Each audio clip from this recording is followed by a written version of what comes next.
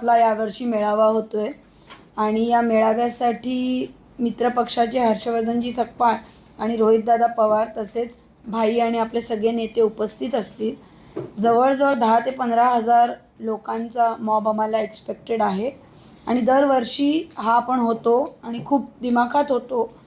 तर त्या संदर्भात आज आपण ही प्रेस कॉन्फरन्स बोलवली की तुमच्या चॅनलच्याद्वारे, तुमच्या यूट्यूब चॅनलच्याद्वारे, प्रिंट नेटवर्कच्याद्वारे हे तुम्ही लोकांना सांगा, कळवा।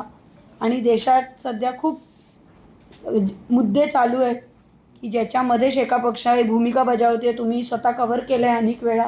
मेन म्हणजे विद्यार्थ्यांची जी भूमिका चालू असेल किंवा देशातली जी हुकुमशाही आहे त्याच्या विरोधात एक एल्गार पुकारला आहे वेगळ्या वेगळ्या पक्षांनी, संघटनांनी, त्याचा आम्ही एक भाग आहोत। तर ह्या संदर्भात मला वाटतं प्रामुख्याने त्या वर्धापन दिनाला चर्चा होईल, रणनीती ठरेल, पक्षाची पुढची हे कशी असेल ते ठरेल आणि जे निष्ठावंत कार्यकर्ते आहेत आमचे सगळे ते तिथे उपस्थित राहतील।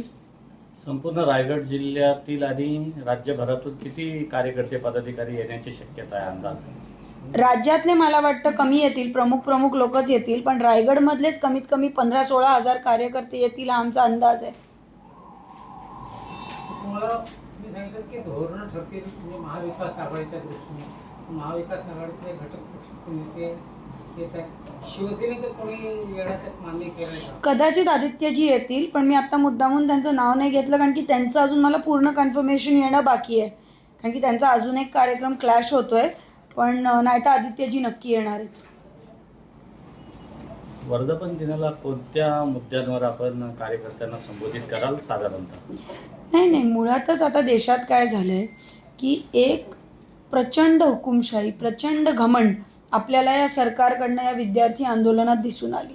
त्याच्यात विद्यार्थ्यांनी, जेनझीनी त्याचा विरोध केला, मग विरोधी पक्ष, प्रत्येक पक्षाचे नेते असतील किंवा आमच्यासारखे पक्ष असतील, यांनी त्याच्यात आवाज उठवला। मग जो लाठीचार्ज झाला तो मला वाटतं फार भयंकर होता, म्हणजे जे जालियनवाला बागची वगैरे त्याला बघून आपल्याला आठवण झाली आणि त्या पार्श्वभूमीवर सगळी पुढची चर्चा होईल की हे कुठेतरी थांबलं पाहिजे आणि तिथे पुढे अमित शहांनी पण राजीनामा दिला पाहिजे आणि या पद्धतीचं जे वातावरण या देशात दूषित झालेलं आहे त्याच्यावर खऱ्या अर्थाने तिथे वैचारिक बैठक झाली पाहिजे असं मला वाटतं आणि म्हणूनच आम्ही सगळे मंडळी तिथे हे मुद्दे असणार आहेत। शक्तिपीठावरचे जे शेतकरी आहेत त्यांना न्याय मिळवण्याचा असेल, आपल्या इथे काही रोड्सचे अलाइनमेंट बदलत आहेत त्याच्यात सुद्धा शेतकऱ्यांना आपल्याला न्याय मिळवून द्यायचा, त्याच्या संदर्भातली चर्चा होईल आणि ओव्हरऑलच आम्हाला प्रचंड अभिमान आहे की ज्या पक्षात आम्ही आहोत, ज्या पक्षाची भूमिका आहे, आमची जी आयडिओलॉजी आहे, पण ती आयडिओलॉजी प्रत्येक बूथला, प्रत्येक गल्लोगल्ली, प्रत्येक बिल्डिंगमध्ये कशी न्यायची, कारण की आज आमच्यासारख्या पक्षांना जे निष्ठावंत आहेत, जे क्रेडिबल आहेत, त्यांना एक खूप चांगली संधीसुद्धा आहे, कारण की लोक खूप कंटाळलेली आहेत, त्यांना चांगली माणसं हवी आहेत। कार्यकर्त्यांना काय आव्हान असणार आहे वर्धापन दिनाला उपस्थित राहण्याबाबत?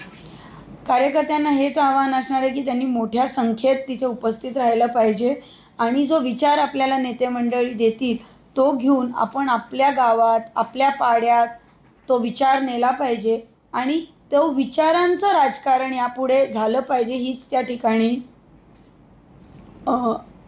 चॅलेंज असणार आहे।